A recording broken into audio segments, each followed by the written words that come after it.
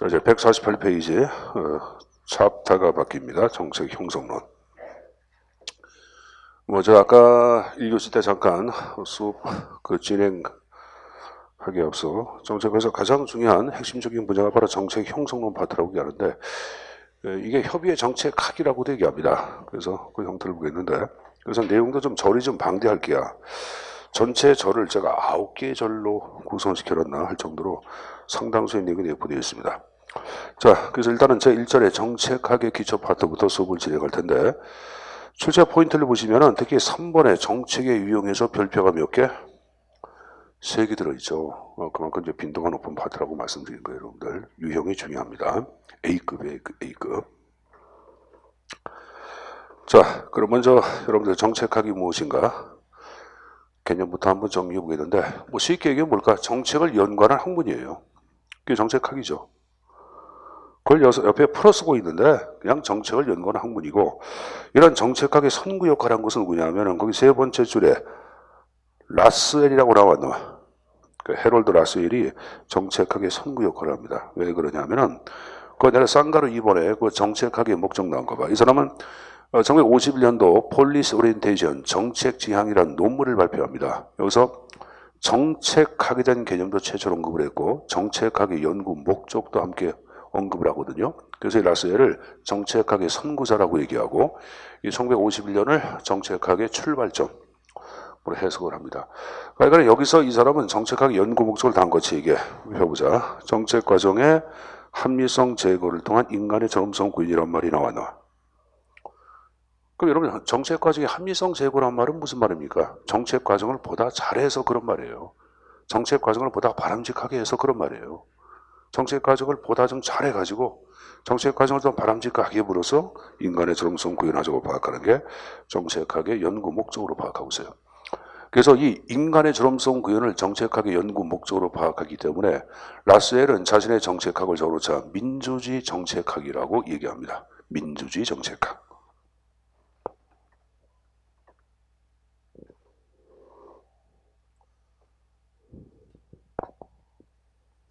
아침에 추웠죠?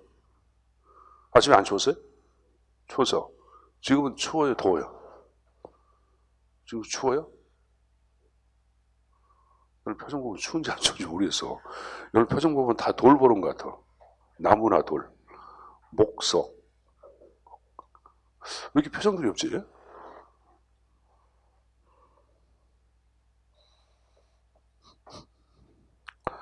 자, 보자. 그죠? 우리나라 지금 현대의 정치가 사실 모든 상실을 가져와 안 가져와? 가져왔죠, 여러분들. 야, 대통령보다 힘이 센 게 누구야? 검찰이야. 대한민국 무소불위에 걸리고 있는 검찰 아니에요, 여러분들. 그래. 이 나라가 진짜 어디로 가려고 그러는지.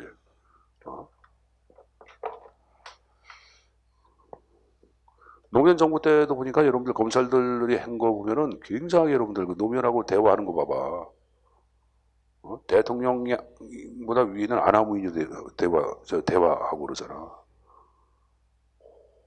그래서 조직이라는 게 내가 볼 때는 이게 여러분들 진보나 뭐 보수를 떠나가지고 검찰이라는 조직 자체가 너무 지나치게 조직이 힘이 세지지 않았나 생각하고 있는데,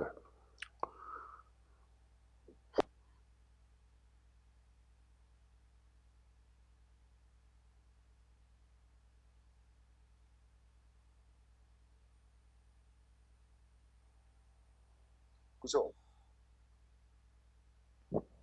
그러니까 한마디로 지금 청와대에 계신 분이 정치를 잘하는 게 못하는 게 지금 상황에서 못하는 거죠, 여러분들. 통제력이 없잖아. 나는 그렇게 생각하거든.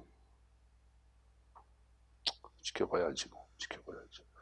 대학은 여러분들 수시로 가는 게 좋아, 정시로 가는 게 좋아? 요새 뭐 수시 정시도 나오잖아. 수시로 가면 또 여러분 주관적인 잣대가 더 심하고, 또 정시로 할 경우엔 여러분들 또 찍기 그런 거 아니야. 그래서 학원 그런 데가 또 잘 될 거고 막 그러는데, 어느 게 맞을 것 같아, 여러분? 수시가 맞을 것 같아, 정시가 맞을 것 같아? 난 답이 없는 것 같아, 내가 볼 때는. 그게 어느 게 좋고 어느 게 나쁘다고 얘기할 수 없을 정도로 장단점이 다 있는 거 아니야. 그러니까 이제 이 정교조에서 오늘 아침에 인터뷰하는 거 보니까 정시 비중을 크게 하면은 문제가 되는 게 또 사지선다 찍는 사람 양성하고 그렇게 쪽집게 뭐를 잘하는 뭐 학원 자체에 학생들이 의지할 경우가 크다. 그래서 정시 확대를 반대하더라고. 또 정교조에서는 반대 그러는데. 어쨌든 간에 여러분들 제가 볼 때는 뭐 찍기를 하든 간에 뭐 하든 간에 공부하는 게 안 하는 게야. 공부하는 거지. 그래서 한편 이런 생각들 여러분들 학원 관계자한테는 미안한 얘기지만은 정 힘들면 정시해버리고 모든 학원을 없애버리면 되잖아. 그럼 딴 거로 갈까? 과외? 과외하면 무조건 사형. 그럼 과외해 안 해? 안 하잖아요 여러분들. 사형시킨다는데. 그리고 장치를 또 하나 만드는 게 학교 선생님은 제대로 수업 안 하고 평가 안 주면 사형. 너무 지나친가? 그러니까 사형에 준하는 여러분들 형벌을 가혹하게 하는 것도 하나 방법 아니겠는데 한 10년만 하면 대한민국 정신 바짝 차릴 것 같은데 안 그래요? 요새 보면 여러분 너무 답답하시겠어요. 뉴스는 것도 짜증이 나고 그러니까 여러분들도 아마 저하고 심정이 비슷하지 않을까 생각하고 있는데 자 이럴 때일수록 우리는 여러분들 열심히 공부해가지고 여러분 공무원 돼야지 뭐 그래서 검찰보다 강한 공무원 조직을 만들어봐. 자, 라셀이 파악한 정책학의 특성이 쭉 나왔는데 이것도 출제 몇 번 나왔죠. 상황성을 다른 말로 맥락성이라고 그러죠. 자, 무슨 말이냐. 현재 어떤 여러분들 정책이 존재하면은 과거의 특정 문제를 해결하기 위해 현재의 정책이 존재하는 거고 이 정책이 집행되면 새로운 미래를 만들겠죠. 그럼 과거, 현재, 미래가 칸막이처럼 단절된 것이 아니라 일정한 맥락을 띄어 안 띄어? 띄죠. 이게 바로 맥락성이에요. 이걸 상황성이라고 얘기하고 이걸 역사성이라고 또 의역하는 분도 계십니다. 역사성. 자, 두 번째 문제지향성을 얘기할 때는 처방성을 얘기하는 게 어떤 문제 해결을 위한 처방책을 제시해 놓고 있다. 처방성, 문제지향성. 자, 다양성 나왔죠. 다양성은 정책학 역시 다양한 학문에서부터 기법이나 이론을 인용을 하고 있다. 이게 지금 얘기한 다양성, 연합학문적 성격이 내포되어 있다고 언급을 합니다.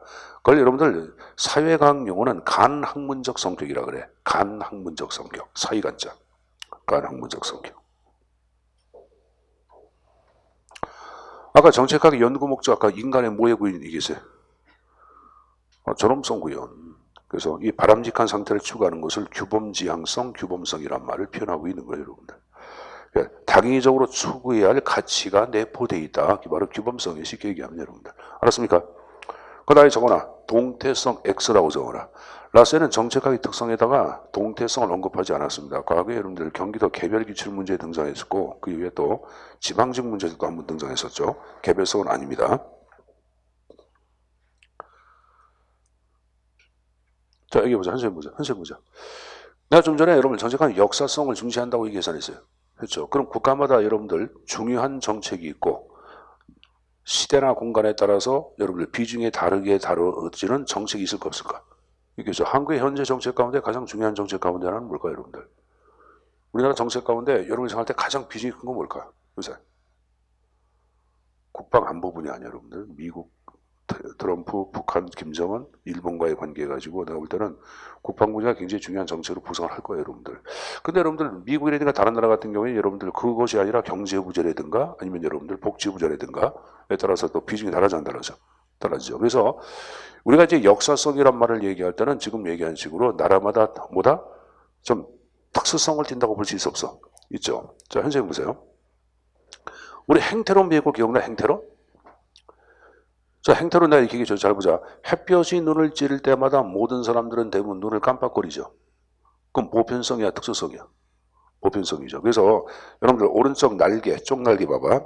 행태주의는 일반성이 바로 보편성이야. 봉편성을 강조하는 방법. 정책학은 맥락적 특수성. 그래서 맥락은 역사를 얘기하는 거야. 아까 여러분 역사에 따라, 나라마다의 역사에 따라, 공간에 따라 여러분들 정책학에 다루는 비중은 특수하게 달라진다고 예상했어요. 그렇죠? 그래서 거기 맥락적 특성을 띈다. 그 표현은 맞는 말이에요, 여러분들. 알았죠? 쪽날개 나왔으니까 제가 간략히 말씀드린 거고.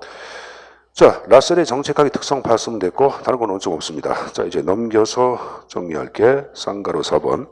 정책 문제와 정책의 구성 요소가 나오고 있을 거예요. 자, 일단은 정책 문제의 특성에 대해서 윌리엄 던이 파악하고 있는 하나, 둘, 셋, 넷, 다섯, 여섯, 일곱 가지가 나오는데 모든 정책 문제는 서로 직접 간접적으로 관련돼 있어요. 이게 바로 상호 의존성이야. 두 번째, 주관성, 별표에도. 정책을 바라보는 관점에 따라 자, 여러분들 여기 보자. 북핵 문제를 바라보는 관점도 현 문재인 대통령이 바라보는 관점하고 지금 여러분들 누구야? 야당 자한당의 지금 여러분들 대표가 누구예요? 누구더라? 황교윤인가? 황교 아닌가? 황교안 대표가 바라보는 관점은 같을까 틀릴까? 틀리겠죠, 여러분들. 조국 사건만 보더라도 여러분들 지금 얘기한 식으로 여당에서 바라보는 관점하고 야당이 바라보는 관점은 같아 틀려? 틀리잖아요, 여러분들. 그러니까 지금 이게 정책 문제도 바라보는 관점에 따라 달리 해석을 하는 거예요. 그래 안 그래요? 북한과의 관계 문제 아주 심각하다? 그렇지 않다. 바라보는 관점에 따라 틀려 안 틀려? 틀리죠. 현 문재인 정부 자체의 정책이 성공하고 있다? 아니다. 실패하고 있다. 바라보는 관점에 틀려 안 틀려? 틀리죠. 이게 바로 주관성을 얘기하는 거예요.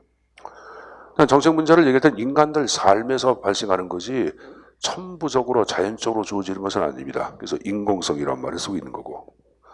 또 정책 문제 자체를 얘기할 땐 여러분들 배우의 이해관계가 서로 충돌되고 대립돼 있어 안 돼 있어? 대립돼 있는 거예요, 여러분들. 이 바로 동태성이에요. 충돌하고 대립되고 싸움질한다. 가만히 있는 것이 아니라 꿈틀꿈틀거린다. 동태성이고. 또 정책 문제는 시간이 바뀌고 공간이 바뀌면 정책 문제도 바뀌어 안 바뀌어? 바뀝니다. 바로 변동성이야. 변동성이고. 그 다음에 정책 문제가 되기 위해서는 배우의 진실이 있어야 돼. 진실이 없으면 그건 정책 문제라고 할 수가 없는 거예요. 알았습니까? 거짓으로 꾸며낸 거 그건 정책 문제 아니야. 그건 정책 문제가 아니지. 진실이 있어야 한다고 보는 게야. 그 진실성이란 말을 쓰고 있는 거예요. 자, 출제는 어떻게 나왔냐면은 세 가지가 나왔죠. 상호 의존성 나온 것을 상호 독립성으로 바꾸는 것, 주관성을 객관성으로 바꾸는 것, 그리고 최근 나왔던 게 동태성을 정태성으로 바꿔놓고 정책 문제의 특성이 아닌 것을 골라라 하는 문제가 나왔어요.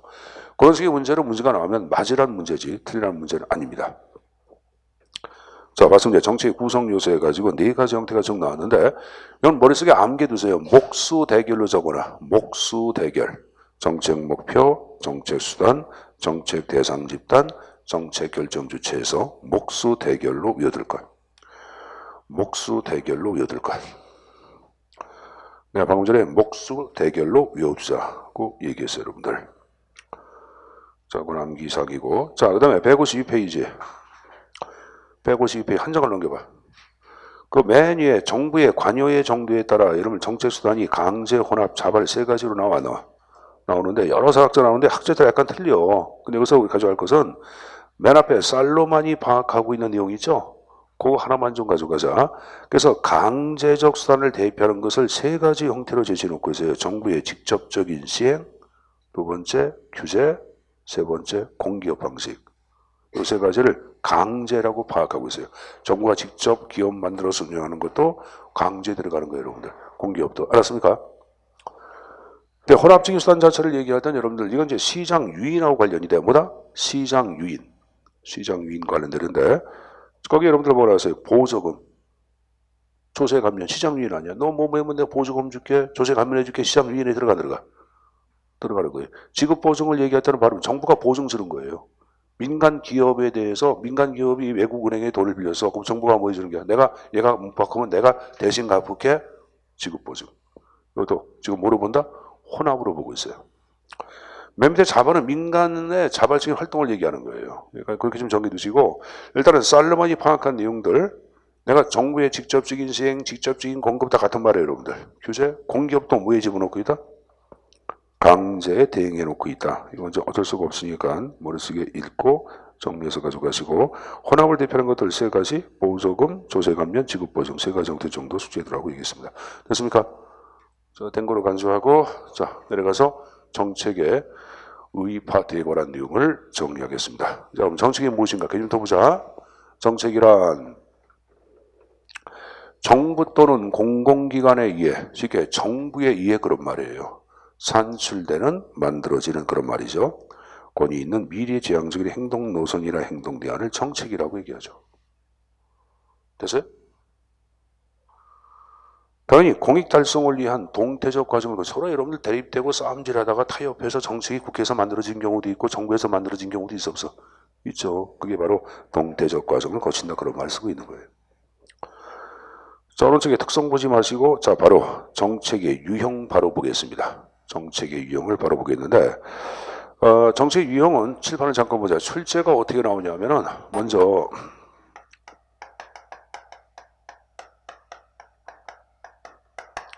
학자들이 제시한 정책의 유형 묻는 게 한 문제야. 그것도 출제 국어에서 2번 나왔어. 한 문제고. 그 다음에 두 번째는 그 내용 자체를 묻는 게 시험 문제 나오는데 당연히 내용은 물어보겠죠. 그 학자의 유형은 먼저 여러분들 알몬드와 파일이 나와. 이거 이렇게 우리가 삼겹살 싸 먹을 때 뭐에 싸서 먹어? 상추. 상추가 분규를 이야기했다. 상추 분규. 상추 분규. 상징 정책, 추출 정책, 분배 규제, 상추 분규. 알몬드 파일.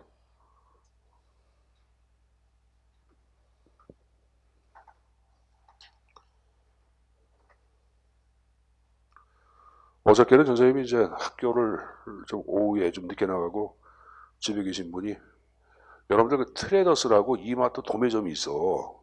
집에서 가까워요, 여러분. 가까운데 거길 가자고 간데 시식을 그때 점심시간 그때라 시식을 주는데 사람 줄 서 있더라. 그래서 줄 서쪽에 서 있고 싶은 충동을 느껴 안 느껴? 느끼죠. 그래서 섰어 나는. 난 섰고 집사람이 뭐하냐 그래서 난 여기서 시식을 꼭 하고 나니까 창피하다 막 그러는데 그 배 내밀고 서 있으면 기분 좋냐 그래서 난 기분 좋다 그랬지.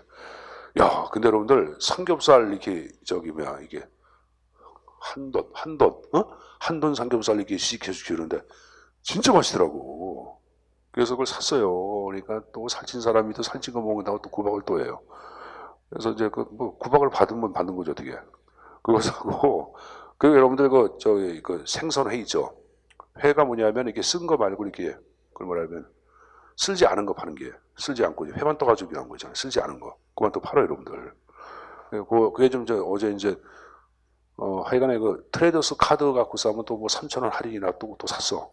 또 샀다가 또 뭐라 그러는데 샀어요. 그래서 이제 그거 갖다가 이제 집에다 파킹시켜 놓고 저기 뭐야 냉장고에 집어넣고 절대 내고 올 때까지 개봉하지 말라고. 학교 갔다가 이제 저녁 때 집에 와서 뭘 먼저 먹어야 돼? 회를 먼저 먹어야 돼? 삼겹살을 먼저 먹어야 돼?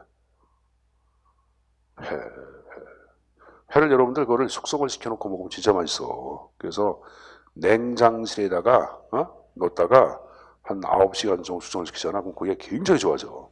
그걸 이제 내가 직접 쓸어. 여러분들 그 횟집 가면 이제 회를 얇게 쓸어준 경우 있잖아. 완전 마켓식으로 막 쓸어. 마켓식으로. 내가 쓴 게 제일 맛있어. 그거에다가 소주 또 한 잔 먹어 안 먹어? 먹죠. 그거 먹고 난 다음 또 뭘 먹어야 돼? 회 먹고 난 다음에 꼭 삼겹살 먹어야 돼. 너를 회 다음에 먹을게. 내 시키는 데 뭐야? 삼겹살 구워 먹어. 진짜 맛있어. 아니면 여러분들 라면 최고야. 근데 선생님 시킨 대로 해서 니들 실패는 안 할게요. 회 먹고 난 다음에 삼겹살 고기 구워 먹어봐. 진짜 죽여줘.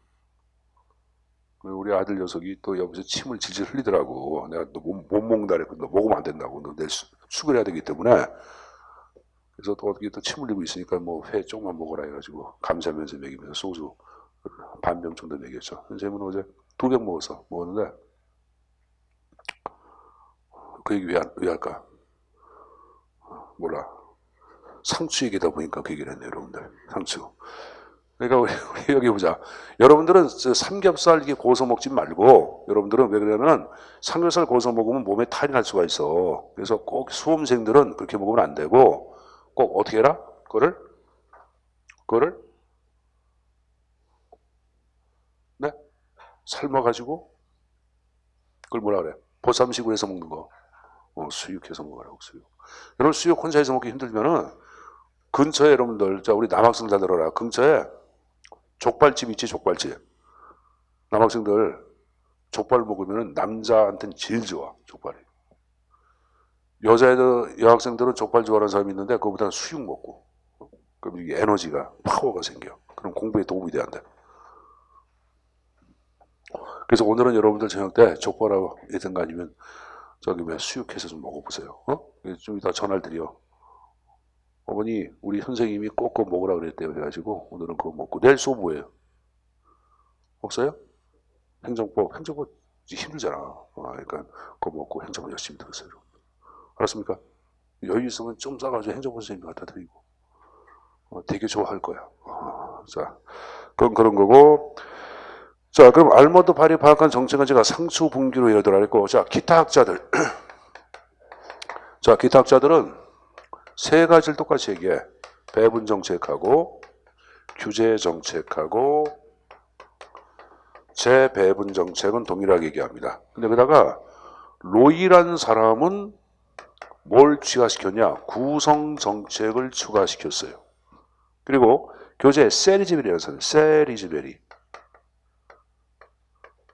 그래서 여기다가 자율 규제 정책을 추가시켰습니다. 그 교재에 이제 리플라이하고 프랭클린 두 사람이 나와. 이 사람은 어떻게 하냐면은 이쪽에 규제 정책을 두 가지로 나눠. 하나는 경쟁적 규제하고 보호적 규제를 나눠요, 여러분들. 그래서 이건 좀 여러분들 외워두셔야 돼. 출제에 선생님이 두 번 나왔다 그랬잖아. 그 날개, 쭉 날개다 좀 적어놔. 적어놓으면 여러분 공부하기 나누기 쉽잖아. 쭉 날개다 적어놓으면 나중에 공부할 때 도움이 될게요.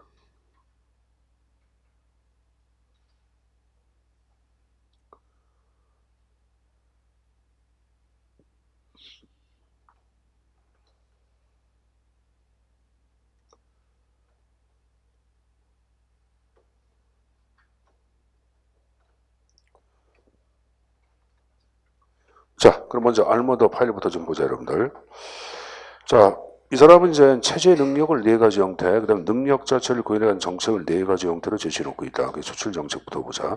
추출은 뽑아가는 정책이야. 그래서 국내 환경에서부터 인적 자원이랑 물적 자원을 뽑아가는 정책이죠. 그러니까 뽑아가니까 어떡합니까? 자, 여기 보자. 그러니까 정부 체제가 있어. 뽑아가서 안으로 들어가는 거 아니야. 그래서 이 지금 추출 정책은 투입과 관련된 얘기야, 투입. 그리고 투입과 관련이란 말이 나올 거예요. 옆에 예중 나온 거 봐. 조세 뽑아가죠? 조세 정책. 그죠? 남성들 군대에 뽑혀가죠? 징집 정책. 노동력을 뽑아가는 것을 노역 정책이라고 얘기하는 거예요. 공무원들 모집해가죠? 성금 모금해가죠? 토지 수용해가죠. 이게 추출 정책이에요. 자, 그다음에 분배 정책은 뭐야? 나눠주는 거 아니에요, 여러분들. 그래서 나온 거 보자. 정부가 각종 재와 서비스, 명예, 기회, 지위 등등을 나눠주는 정책. 이게 바로 분배 정책이에요. 그러니까 이게 보자. 나눠주는 거니까 나가는 거 아니야. 이건 아웃푸트, 산출과 관련된 것이 바로 분배 정책이에요, 여러분들. 정책의 형태 가운데 출제에서 가장 많이 나왔던 게 분배죠. 그럼 분배 정책의 주요 특징이 쭉 나오고 있을 거예요. 자, 1번 나온 게 정책력이 분산적 집행이란 말이 나왔나. 이 분산적 집행이란 말은 말이 좀 어렵죠. 여기 보자. 한쪽에만 다 주는 것이 아니라 이쪽은 도성한 건립, 이쪽은 박물관, 이쪽은 도로, 이쪽은 좀 보조금 좀 주고 이 두루 이렇게 나눠주는 거. 이게 분산적 집행이라고 얘기하는 거예요. 자, 그리고 이 분배 정책, 특히 보호조금 같은 경우에는 거기 갈라먹기식 가로 안에 구유통 정치란 말이 나오죠. 자, 여기 보자. 구유통이란 말은 원어에서 쓰는 게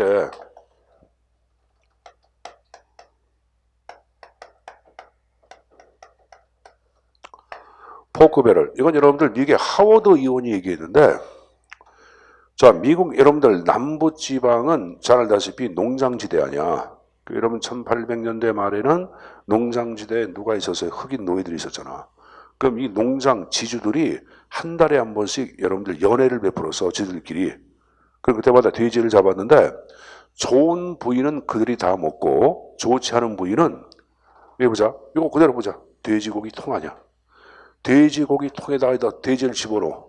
비계 많고 그런 거. 그리고 소금으로 간을 해. 그럼 가끔 여러분들 노예들 동기부여 해야 되나 해야 돼.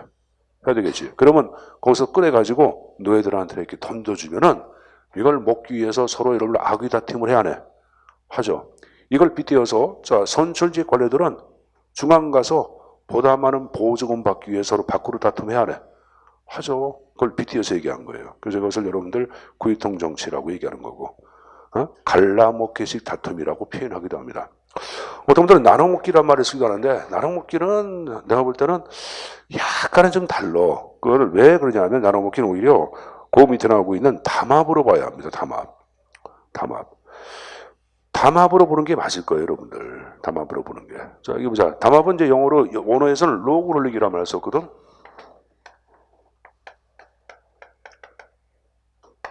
자, 로그를 번역하면 뭐야? 통나무 굴리기 하면 여러분들 혼자에 여러 사람이 해야 돼.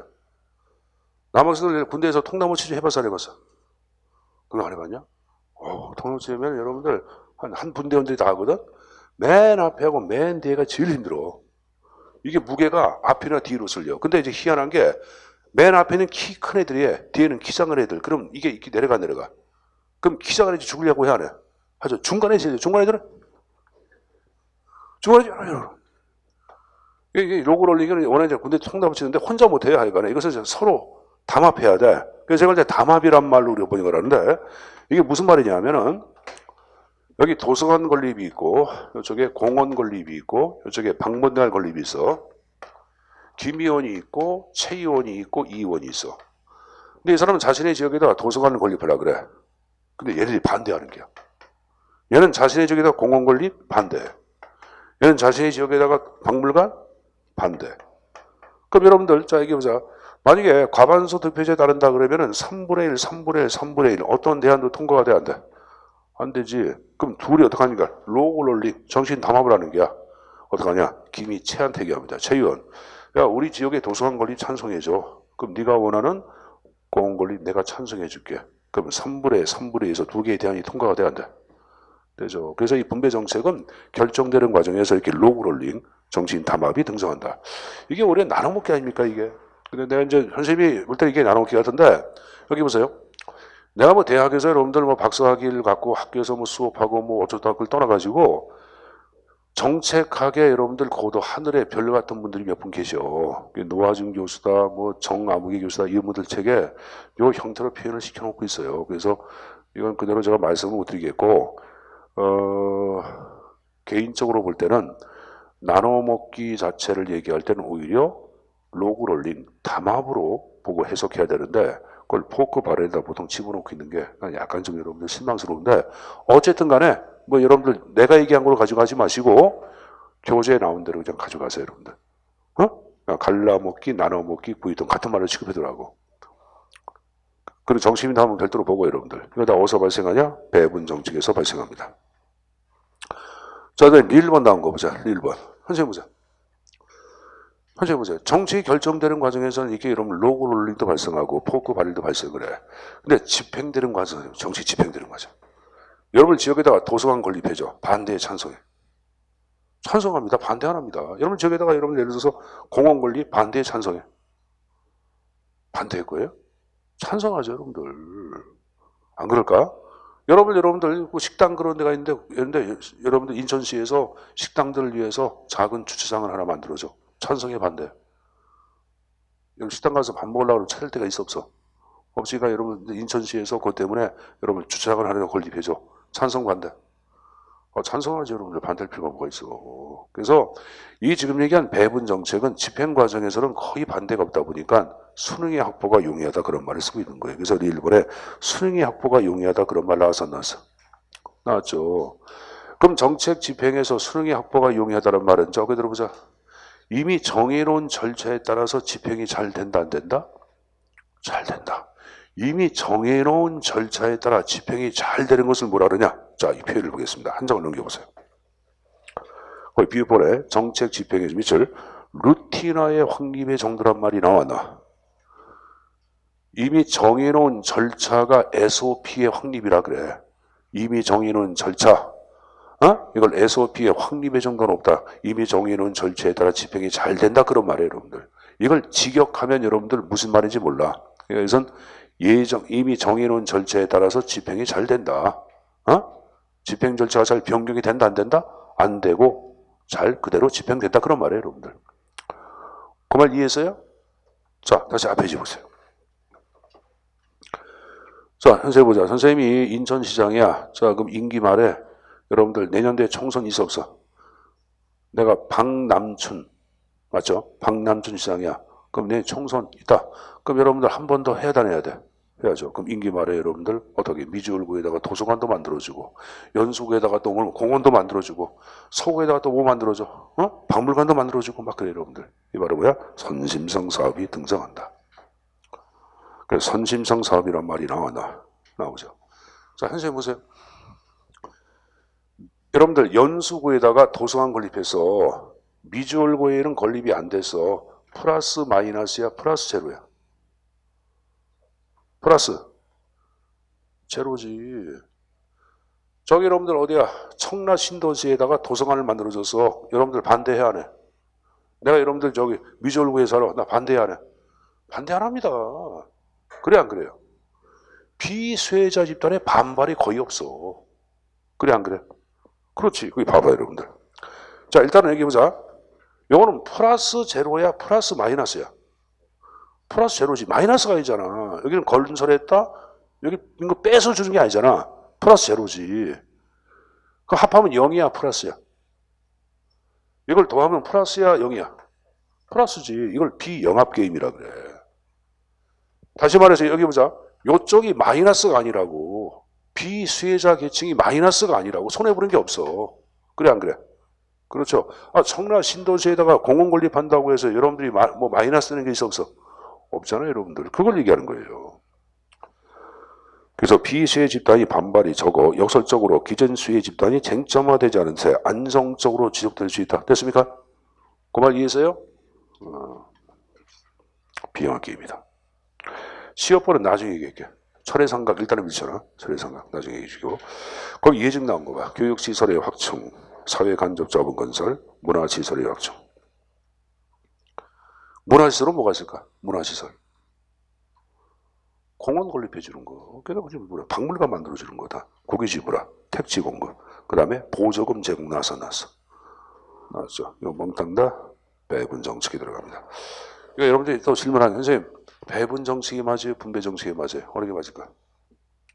행정은 배분과 분배를 같은 말을 취급을 해. 자, 근데 이제 경제학 공부하시는 분들, 경제학 전공하시는 분들은 배분하고 분배를 달리해서 경제학에서는. 경제학의 분배는 재배분하고 똑같아. 경제학에서는. 근데 행정학은 지금 얘기한 배분과 여러분들 분배를 같은 말로 취급을 해. 그리고 재배분 정책이 별도로 존재하고. 알았습니까? 그러니까 어떤 책은 배분 정책, 어떤 책은 분배 정책 돼 있는데 다 같은 말입니다. 행정학에서는. 자, 그 다음에 규제 정책 나온 거 보자. 규제는 말 그대로 통제를 가하고 제한을 가하는 것을 규제한다고 얘기 안 해. 맞아요, 여러분들. 자, 그래 들어보자. 기지개 한번 펴보자. 기지개 쭉 펴보세요. 기지개 쭉 펴보세요.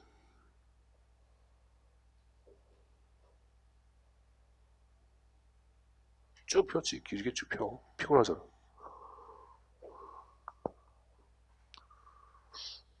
그래도 우리가 수업이 점심 먹기 전에 수업하기 때문에 덜 졸렵잖아.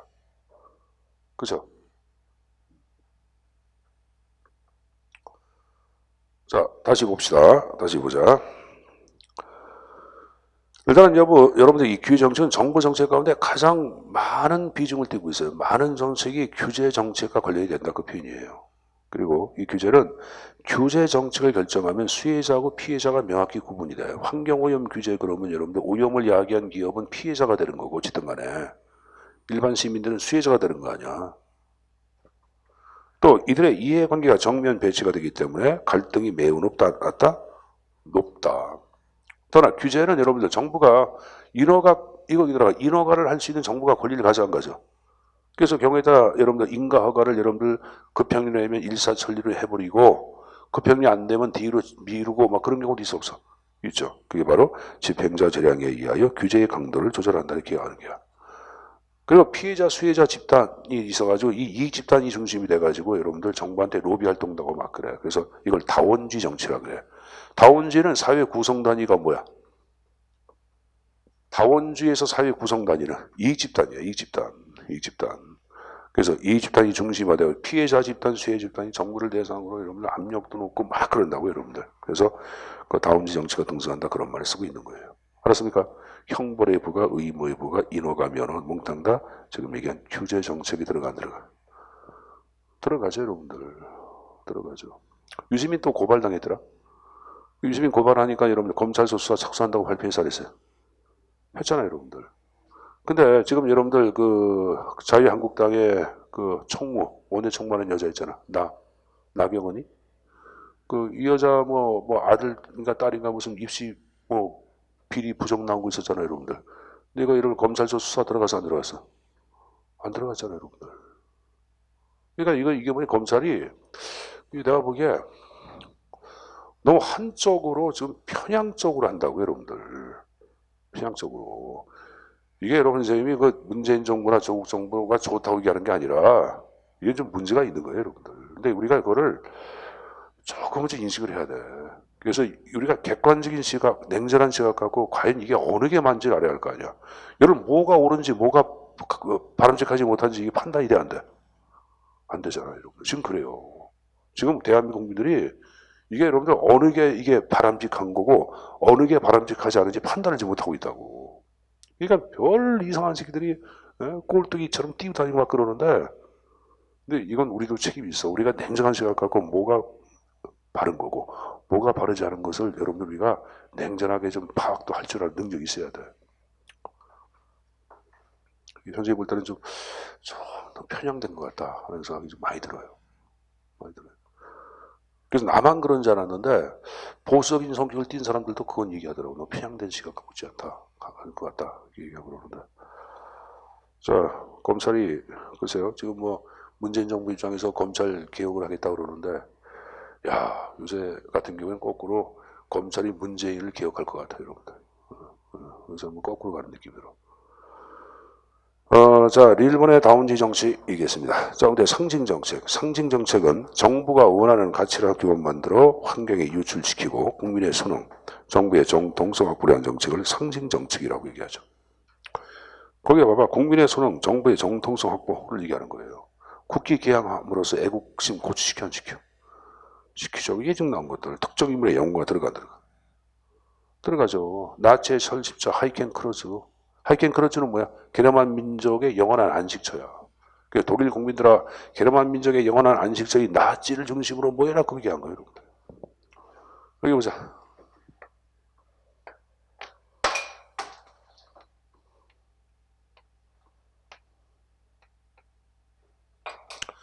일본과 일본 가운데 나치의 하이켄 크루즈는 1번이야, 2번이야? 2번이야. 일본은 불교 사찰이야. 거의 유사하잖아. 유사하죠. 왜 그런지 알아요? 게르만 민족의 기원은 인도의 아리안족. 그래서 나타나. 이 아리안족에서 얘기한 가장 마음의 안식처. 우리 여러분들 그 에피쿠로스 학파 얘기한 아타락시아라는 말 들어봐서 안 들어봤어? 헬레니즘 시대의 스토아 학파, 여러분들 에피쿠로스 학파 그런 거 들어봤어요? 고등학교 때? 고등학교 나와서 안 나와서 고등학교? 중학교 때 나올 텐데. 정원학파랑 에피쿠로스 학파는 여러분들 정원을 걸면서 마음이 평안해져 안 평안해져? 여러분들 봐봐. 이게 정원 이렇게 좀 깨끗한 정원 이렇게 산책하고 나오면은 마음이 굉장히 안정한데? 안 되는구나. 그 사람 많고 그러는데 걸면 굉장히 마음이 안 드는 거잖아. 무슨 뭐가 나온다 그러잖아, 또 거기. 그 마음이 안정된 상태를 아타락시아라고 그래서 아타락시아. 이것처럼 요 자체를 뭐라 그러냐면은 이 아리안족 자체에서 파악한 불교의 표시를 얘기할 때는 영원한 마음의 안식처를 표시했어. 그런데 인도에서 발현된 게 뭐예요? 불교 아니야. 그래서 이제 요거 아리안족이 얘기한 표식을 인도의 이 석가모니는 뭐라 그러냐면 이게 바로 열반의 상태야. 열반의 상태. 근데 히틀러가 보니까 게르만 민족 자체의 기원이 아리안족 아니야. 그러니까 이 표식을 보니까 이거야. 이게 불교 표식으로 바뀌었잖아. 그래서 고민한 끝에 이 표식을 바꿔버린 거야. 이렇게. 바꿔놓고 아리안족은 게르만 민족의 여러분들 핏줄이니까 이거야말로 게르만 민족의 영원한 마음의 안식처니까 이게 나치다. 나치라고 해야 하네.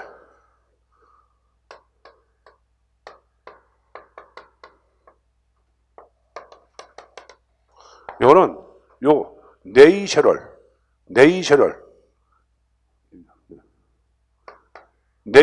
민족 소셜리즘 사회주의.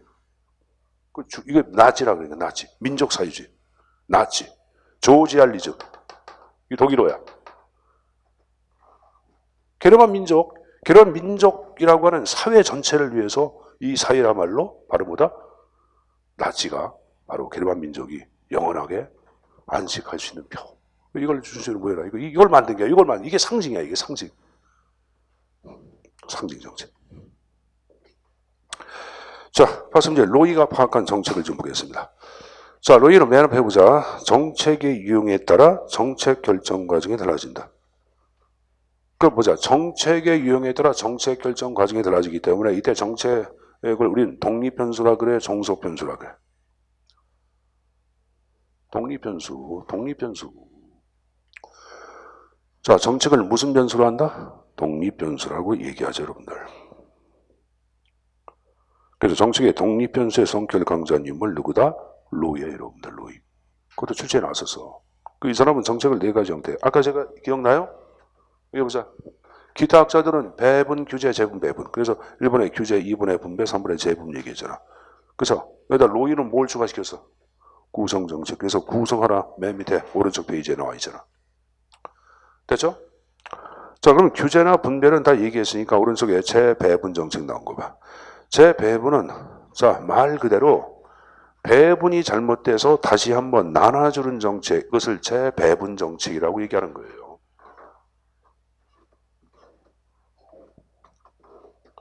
그럼 여기 보세요. 배분이 잘못돼서 다시 한번 나눠준다. 그럼 A라는 집단은 그동안 배분을 받은 기득권층이야. 이쪽은 그동안 혜택받지 못한 비수혜자 계층이야.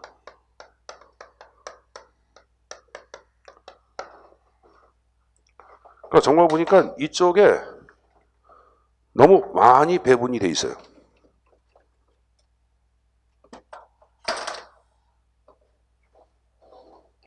그래서 이들이 갖고 있는 야 재산 좀 내놔, 소득 좀 내놔. 이것이 이쪽으로 넘어가는 정책이죠. 그래서 이걸 이전 정책이라고 얘기하는 거예요. 여기 이전 정책이란 말 나왔어 안 나왔어? 나왔죠? 자, 그럼 A라는 계층에서 자 물어보자 여러분들. 소득이 100이 비수혜자 계층 100으로 넘어갔어. 그러면 A는 마이너스야 플러스야? 마이너스. B는 플러스가 되겠지? 그럼 마이너스와 플러스를 더하면 0이야 0이 아니야? 이건 그래서 영합게임 정책이라고 그래요. 무슨 정책? 영합게임 정책이라고 얘기합니다. 아까 제가 비영합게임 정책은 뭘 얘기했어요? 배분 정책이고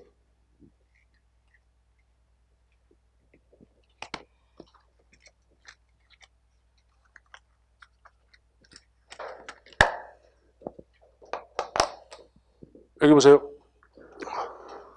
그럼 이쪽에 기득권층은 여러분들 기분 좋아 나빠? 그러니까 강력한 저항을 하겠지. 그래 안 그래? 그리고 이 정책은 비수혜자 계층은 그동안 여러분들 혜택을 받은 집단이야? 혜택을 받지 못한 집단이야? 혜택을 받지 못한 집단을 위한 재산을 공정하게 배분해 주는 거 아니야? 그 행정인형 가운데 재화의 공정한 배분 뭐? 형평성 증진을 위한 정책, 지금 이건 재배분 정책이죠. 그럼 이쪽은 물어보자. 유산계급이야 무산계급이야? 유산. 이쪽은 무산. 유산과 무산 사이에 갈등과 대립을 야기하네. 하겠죠. 그래서 계급적 대립이 첨예하게 발생하는 거 지금 얘기한 재배분 정책이라고 얘기하죠.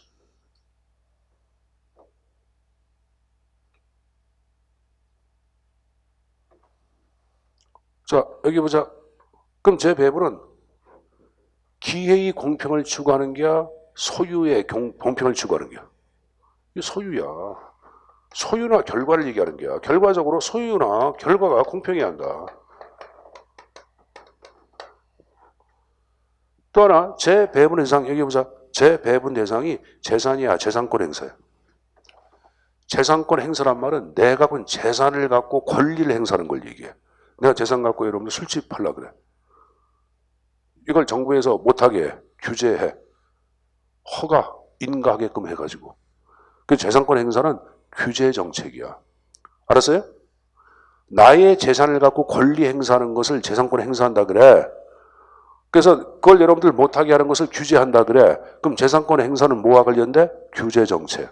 이건 여러분들 재산권 행사가 아니라 재산을 대성하는 거죠.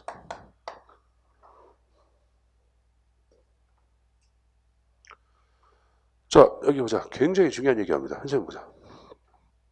재배분 정책은 업문자를 위한 정책들을 얘기하는 거야. 어? 극빈자를 위한 여러 각종 공공부처 활동. 들어가 안 들어가? 들어가는 거예요. 영세민 치료 뭐 사업 활동 들어가 안 들어가?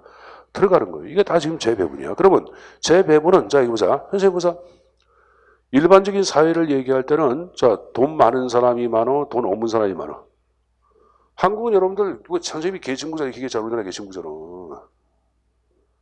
요 사람이 전체 인구의 한 15%, 10에서 10% 그렇게 안 돼. 근데 전체 재산에 얼마를 가져? 80% 갖고 있어요. 요거 가난한 거 뭐예요?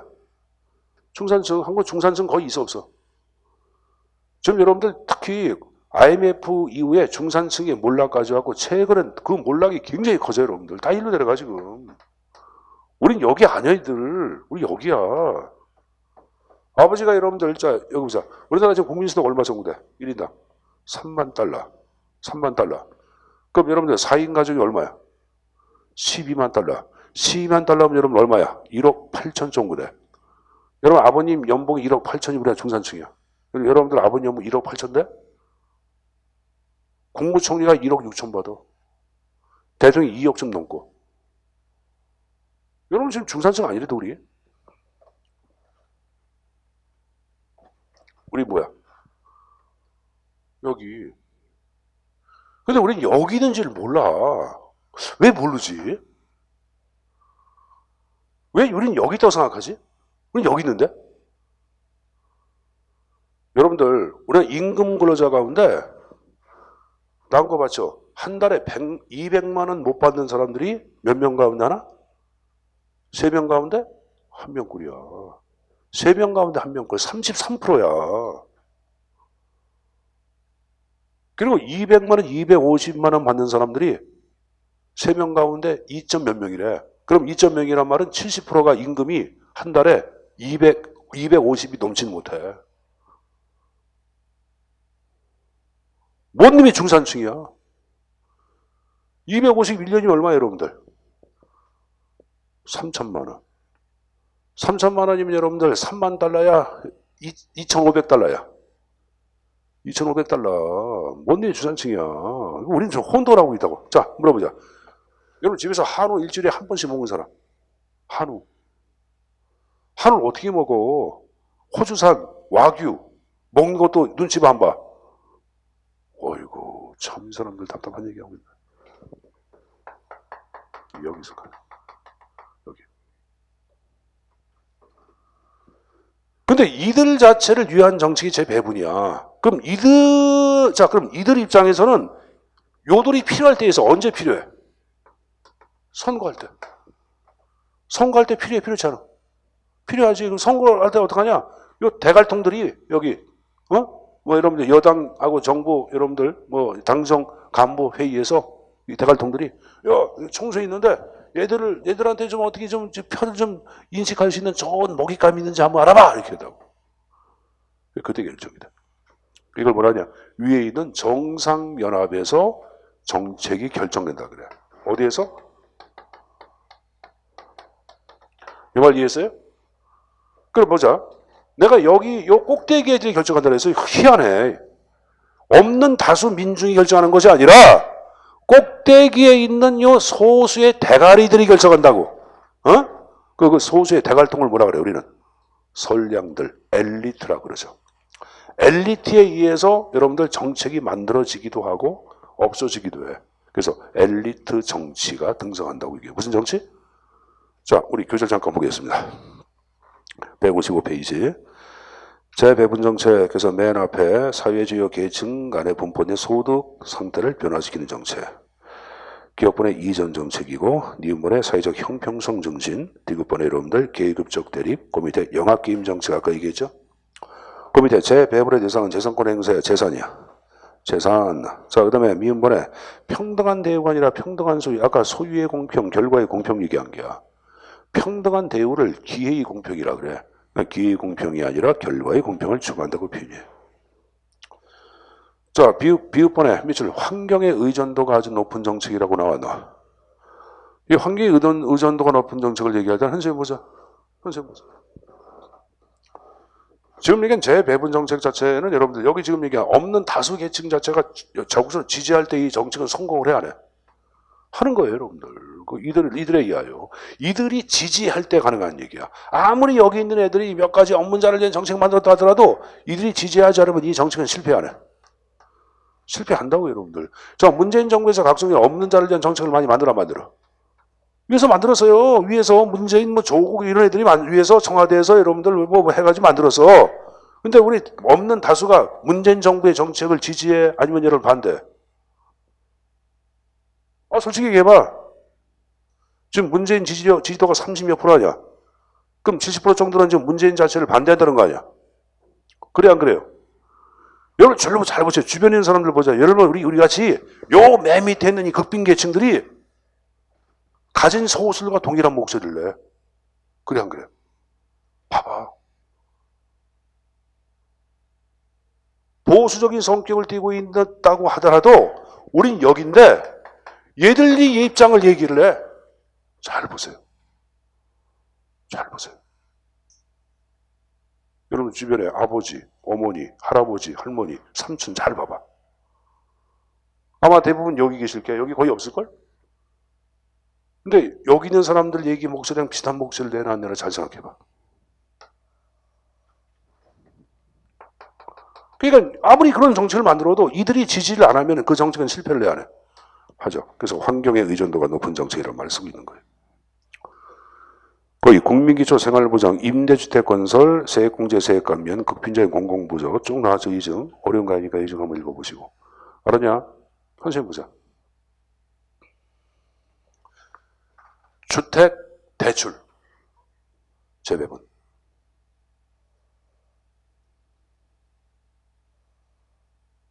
들어갈까? 자, 여러분들 저쪽에 우리 도곡동에 가면은 대한민국 자본주의의 상징이라고 하는 여러분 아파트가 있어요. 타워 팰리스. 그죠? 타워 팰리스는 지금도 여러분들 뭐 한 30평대가 내가 알기로는 50억 정도 해. 50억, 30평대가.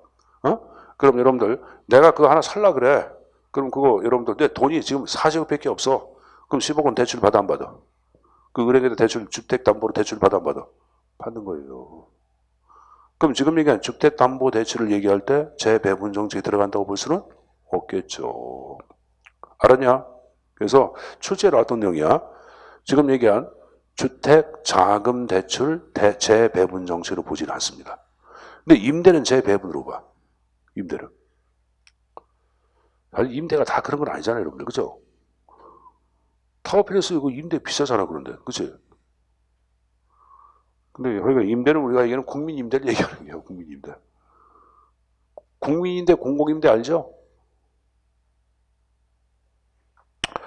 자, 그거 다 지금 얘기한 무슨 정책 들어간다? 재배분 정책 들어간다. 보시면 되겠고. 자, 시험번 나온 거 봐. 정상연합에서 결정, LAT 이론 적용. 됐습니까? 자, 내려가서 구성정책 보자. 자, 구성정책을 얘기할 때는 거기 보자. 정부 운영에 관한 규칙에 관련된 정책으로 그 다음 정부 기관의 구조 및 기능의 변경, 구성을 달리하는 정책이에요.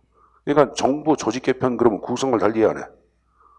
하는 거죠. 선거구 조정 들어가 안 들어가? 행정구역 개편 들어가 안 들어가? 들어가죠. 근데 여기서 구성정책이란 말을 쓰는데 이 구성정책을 달리 얘기할 때는 입헌정책이라고 표현하기도 합니다. 자, 근데 입헌정책 왜 그러냐? 옆에 정부 운영에 관한 규칙해서 갈아내라 보자. 헌정 수행에 필요한 운영 규칙이란 말이 나왔나? 여기 봐봐. 자, 지금 헌정 수행이란 말 전했어요. 헌정 수행이 뭐야?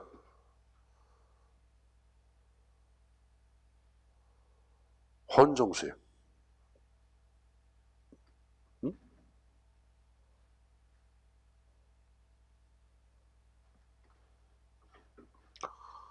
헌법에서 명시한 정치 이념의 구현을 얘기하는 거야. 헌법에서 명시한 정치 이념의 구현.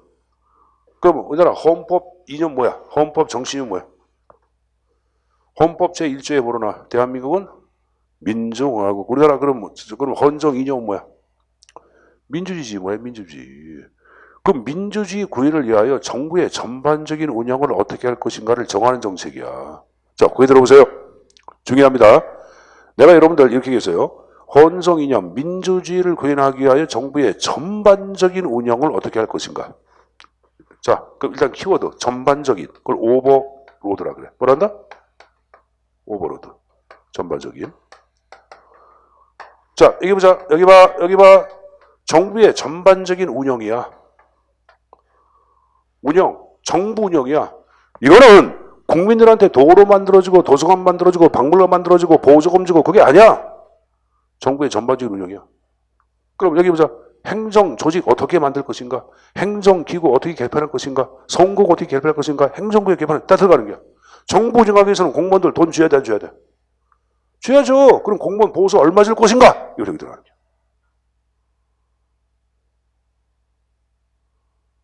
알았습니까? 그래서 여기는 공무원 보수 조정도 뭐에 들어가는 거야? 구성정책이야. 그럼 이것은 여기 보자. 외부와 관련돼 있어 내부 운영이야. 이건 조직, 정부 조직 내부 운영이야. 내부. 외부가 아니야. 대외적 가치 배분 이런 거 아니라고. 내가 7번에 대외적 가치 배분은 아니라고 그랬어요. 여러분. 자, 교재 보면서 말씀드리겠습니다. 기억번에 구성정책, 구성정책 범주가 중요하겠죠. 여기 보자. 행정기구 개편을 얘기할 때 여러분들 중앙부처만 개편할 것인가? 하부 조직인 처, 실도 이렇게 개편할 것인가? 그 범주 중요하죠. 또 여러분들 얘기해 보자. 행정기구를 개편하면은 유리한 여러분들 부처가 있고 불리한 부처가 있어 없어? 있겠지. 그래서 현상 유지 세력하고 변경 세력 간의 갈등도 발생을 해야 하네. 하죠. 니은부는 좀 전에 얘기한 거, 그걸 얘기하는 거예요. 거기 여러분들 기구 신설 개편이나 관할구역 조정 나왔고. 그 다음 페이지 선생님 보자. 선생님 보자. 선생님 보세요. 내가 선거구 조정도 구성 정책에 들어간다 그랬죠. 그럼 여러분들 중대 선거구를 할 것인가 소선거를 할 것인가 이 말은 선거란 게임을 어떻게 할 것인가 규칙을 정한다고 봐야 돼 안 봐야 돼? 봐야 돼요. 그래서 다시 여러분들 156페이지 위에 두 번째 절 게임의 규칙이란 말이 나오죠. 자, 선생님 보세요. 오버로드 아니고 오버헤드인데 잘못 적어놨다. 오버헤드 전반적인 오버헤드 미안합니다. 이 오버헤드를 전반적인 총체적이라고 보냐 그래. 뭐란다? 총체적.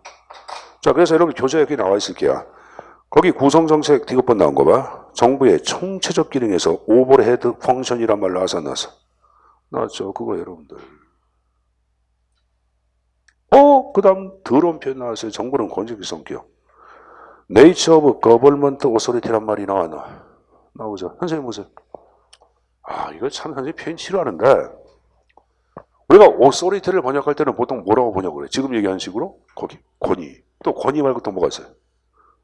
지배하다 할 때 authority란 말이 있어.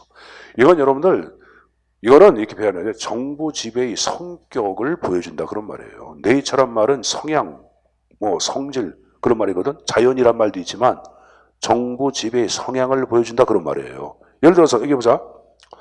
이명박 정부 때는 여러분들 공룡부처가 탄생해 뭐냐? 기획재정부.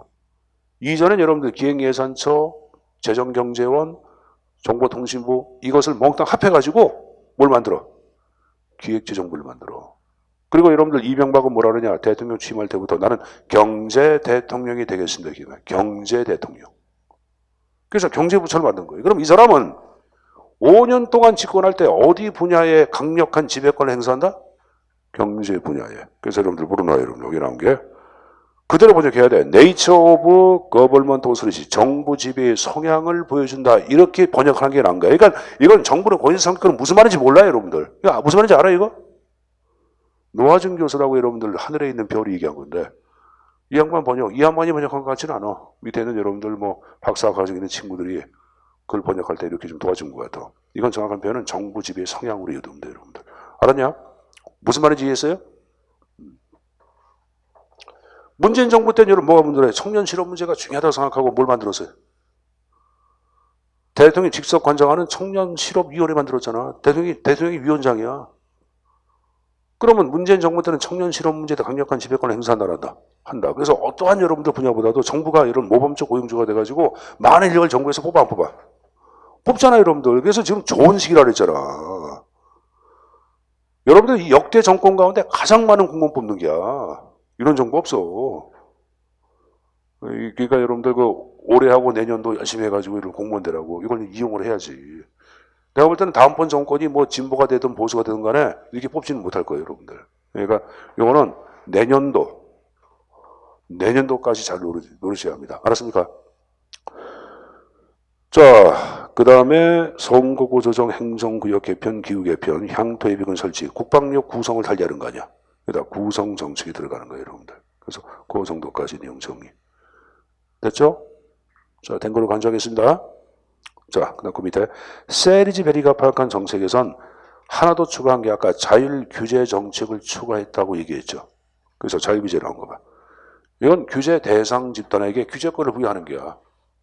변호사협회에게 변호사 징계권 부여하는 거야. 바로 뭐야? 자율규제. 네 스스로를 규제해봐 그거야. 그럼 자율규제는 실질적으로 규제를 강화하는 게야. 규제를 예를 들어 완화하는 게야.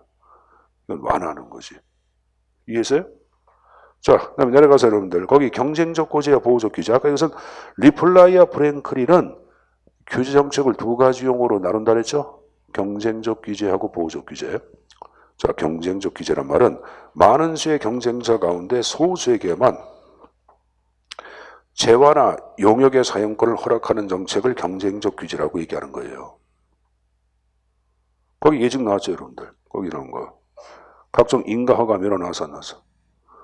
자, 의사 면허증 교부하는 거 시험이 합격한 사람한테만 교부를 해야 하네. 하죠. 공인중개 자격증부에도 시험이 합격한 사람한테는 부여를 해야 하네. 하는 거 아니에요, 여러분들. 자, 내려가서 보호적 규제. 보호적 규제는 말 그대로 일반 대중을 보호하기 위한 규제야. 여기 보시면은, 자, 근로기준법의 최저임금제, 노동자 보호하기 위한 거 아니야. 그 다음에 식품위생법의 식품 첨가물 규제, 일반 대중을 보호하기 위한 거죠. 환경 오염 규제한다? 일반 대중을 보호하기 위한 보호적 규제죠. 어려운 거 아니니까 보호적 규제, 경제적 규제 뭐 쉽게 생각하면 답이 나올 겁니다. 됐습니까? 그래서 그 정도까지 내용 정리해서 가져가십시오. 자, 그래서 일단은 여기 보자. 정책의 유형 파트는 제가 끝났는데 정책의 유형은 출제 빈출 제가 A급이라고 했어요. 자, 거기 들어보자. 아까 제가 알몬드와 파리 파악한 정책 네 가지 형태가 있다 그랬죠. 어떻게 오라? 상추, 분규. 자, 상은 뭐야? 상징 정책. 추는 추출, 분은 분배, 분규. 규제 정책. 자, 기타 이기면서 학자들은 세 가지 형태 동일하게 이게 다 지워졌네. 아까 배분 정책, 규제, 또 하나 재배분 얘기했죠. 근데 로이는 여기다 뭘 추가했어요? 로이는 구성 정책, 세리즈베리는 자율규제를 추가시켰다. 리플라이 프랭클이까지 모르더라도 두 가지는 가져갈 것. 알았습니까? 자, 다시 교재 앞으로 잠깐 보고 조금만 좀 정리 한번 해보자. 자, 페이지 153페이지. 자, 여러분들 거기 분배정책 같은 경우 구유통 정치가 발생한다고 얘기해서 했어요. 했죠. 그 로그롤링, 정책임 담합도 등장한다, 한다 그랬죠. 자, 여러분들 우리가 파악한 배분 정책은 영합게임 정책이야, 비영합이야? 비영합. 좋습니다. 한 장을 넘겨보자. 여러분들 정부가 통제, 제한을 가한다. 무슨 정책? 규제 정책. 정책 가운데 가장 비중이 크다? 규제 정책이라고 얘기했죠. 자, 상징 정책을 얘기할 때는 원하는 가치를 만들어서 국민의 손흥, 정부의 정통성 확보라고 얘기해서 했어요. 했죠? 오른쪽에 재배분 정책. 배분이 잘못돼서 다시 한번 나눠준다 그랬죠? 그럼 기득권층이 저항한다, 한다? 한다고 얘기했고, 사회적 형평성과 관련다 그랬죠? 그러나 계급적 대립이 첨예하게 발생한다, 한다? 한다 그랬죠? 이건 평등한 대우야, 평등한 소유야. 평등한 소유, 즉 기회의 공평이야, 결과의 공평이야. 결과의 공평을 추구한다고 얘기했어요, 여러분들. 자, 여러분들 재산권 행사와 관련이 돼 재산을 대상으로 해. 재산을 대상으로 한다. 자, 그리고 여러분들 얘기한 게 환경의 의존도가 높다 그랬고 정상연합에서 결정된다. LT론 적용까지 얘기했을 거예요. 이건 영합이야, 비영합이야? 이거는 영합게임 정책이라고 얘기했죠. 여러분 정부 구조나 기능에 변경을 도모하는 정책 무슨 정책? 구성정책 얘기했고 구성정책은 대외적 가치 배분이야 대내적인 측면이야. 대내적인 측면이라고 말씀드렸어요. 다음 페이지. 자, 세리즈베리가 파악한 자율규제 정책 의미 알죠? 그 다음에 리플라이아 프랭클린 규제를 두 가지 형태로 구분했다. 뭐하고 뭐? 경쟁적 규제와 보호적 규제로 나왔다. 경쟁적 규제는 뭐야? 많은 수의 경쟁자 가운데 소수에게만 재화나 용역의 사용권을 허락하는 정책을 얘기했고, 보호적 규제는 일반 대중을 보호하기 위한 정책까지 얘기했습니다. 자, 좀 쉬었다가 수업을 계속 진행하겠습니다. 쉬었다 자.